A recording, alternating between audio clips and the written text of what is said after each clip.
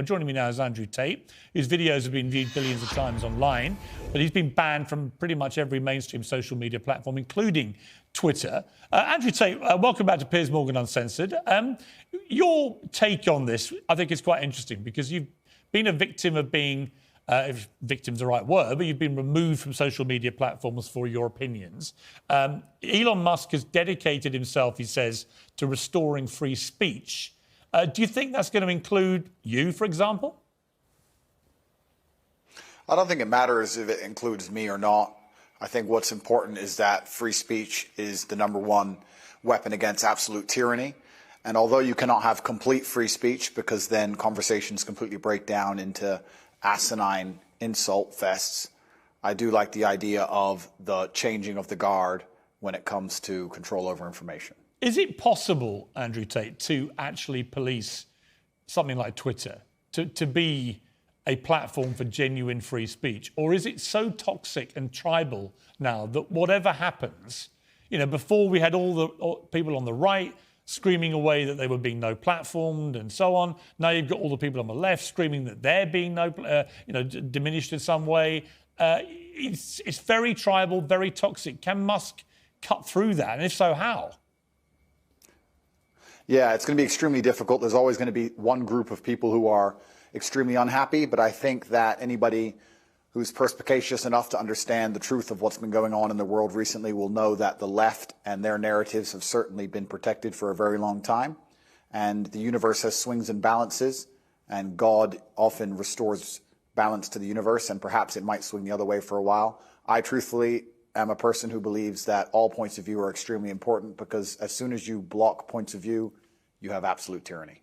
And in a way, it's sort of self-defeating, isn't it? Because you carried on getting huge attention. It was interesting to me that when you came on the show, for example, we've had, I think, nearly 6 million people have viewed the whole interview that we did, which is a huge number of people, certainly far higher than watched it on conventional television. So you have a whole world out there online which operates away from social media platforms. Yeah, I've been very, very successful in spite of them, but not many people can do that. I'm in a pretty unique position, but I think that everybody needs a voice to a degree, and social media platforms are now the most important platforms on the planet. They control information, and they influence real-world decisions, and they influence people's perception of reality. The last few years of COVID have been a perfect example of what happens when you censor one side of the argument and you only allow one point of view to be purported by the matrix in and of itself, and that's how you end up in tyrannical situations. I think you were just discussing that, Piers. Yeah, and I think that's a perfectly valid point. You know, people have quite rightly held me to task over some of the positions I took during the COVID pandemic, notably when the scientists said as a definitive fact that you couldn't transmit the virus if you had the vaccine. It turned out that wasn't true. And I based my observations on that supposed fact and said, right, well, in that case, if you refuse to be vaccinated, you shouldn't get the same rights as people who've been vaccinated. If it's true that if you're unjabbed, you can pass it on. It turned out, actually, there's not much difference whether you've been vaccinated or not. And at that point, I changed my mind. But I felt that there were a lot of people who were being deplatformed from Twitter at the time for questioning the validity of scientific statements, and they would then be a complete U-turn. So I do think it was a very interesting period, actually, for testing what free speech means. It was actually worse than that. You're right, Piers, but it was actually worse than interesting, because what happens is when you censor an entire side of the argument and only allowed one side of the argument to have a voice, you are changing reality in real time. You are shaping the world.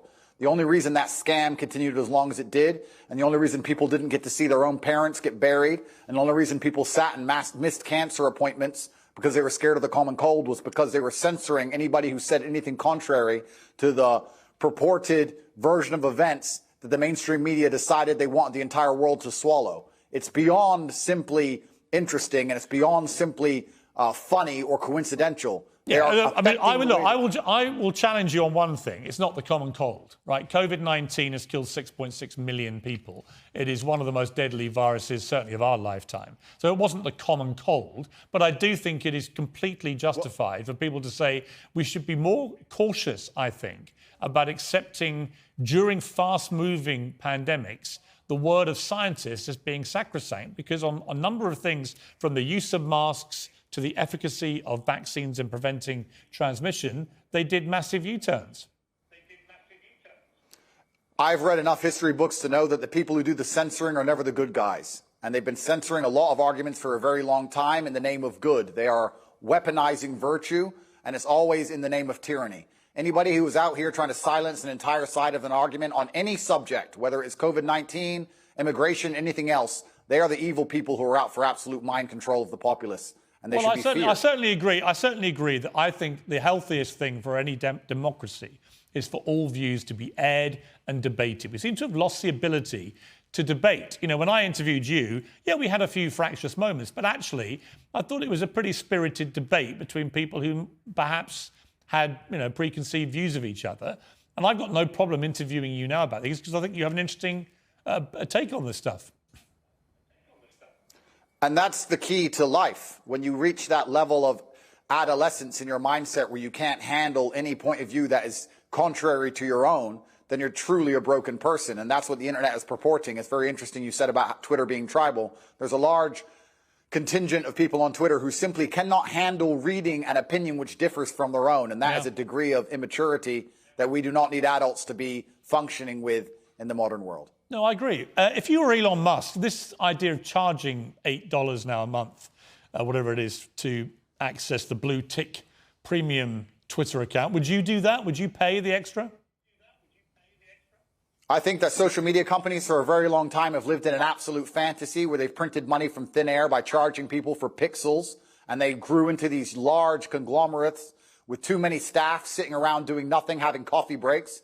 And Elon Musk is a businessman. He's walked into the office and he's firing a bunch of people who are messing around doing nothing. And he wants his business to make money, as it absolutely should. And how he decides that happens is his prerogative. I don't see why we should sit and accept that a website needs 200,000 people sitting around discussing in long meetings, sitting on beanbags about policy of human rights of some garbage, when he's come along and said, no, I'm a businessman. We're going to charge for our service. We're going to reduce the number of staff. And we're going to be a functional, coherent company, as they should be. And it's his prerogative to do it, as he's bought the company. I think he can do whatever he wants. Yeah, I mean, I don't disagree, because I remember the appalling censorship of the New York Post exclusive about Hunter Biden, the son of the president's, about his laptop. This is 3 weeks before the election that Joe Biden won. He was heading, you know, to a possible victory, but it was tight. And that story, they reckon, could have tipped it either way. But it was completely suppressed and censored, starting with Twitter, then Facebook, then others. Twitter literally locked out the New York Post account for 2 weeks for breaking a completely true story.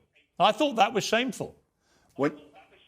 It's worse than shameful. It's worse than shameful. When you control information, you control the real world. They affect the real world in real time. They are genuinely affecting the reality people live in. They are not just a company. They're not just a social media platform. It affects absolutely every single person on the planet when it changes who is elected. I don't want to comment specifically on Hunter Biden or the laptop. I would never kill myself.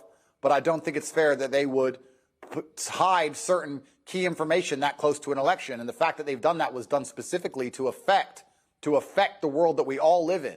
And we all have to suffer the consequences of those things. So to sit and say that these companies can just do whatever they want, they're private, etc.